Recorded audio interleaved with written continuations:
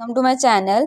आज हम बात करेंगे इंडिविजुअल स्टाइलिस्टिक्स की कि इंडिविजुअल स्टाइलिस्टिक्स क्या होता है। जैसे कि हमने अपनी प्रीवियस वीडियोस में बात की थी कि this is a modern linguistic term which came in the late 19th century and its beginning were gone of the 20th century and individual stylistics mainly it's a tendency stimulated linguistic to entertain the different individual uses in literary discourse, the way in which a writer expresses himself.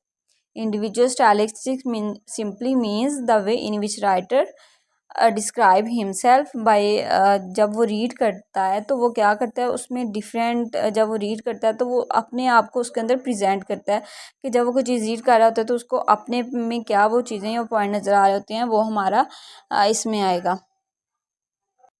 The way how writer describe himself is individual stylistics.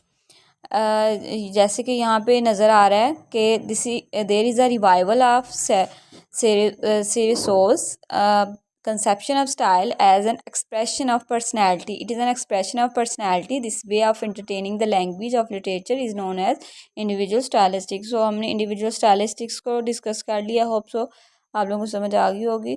उससे पहले अगर आप मेरे channel पे new हैं तो like subscribe और share करना मत भूलें।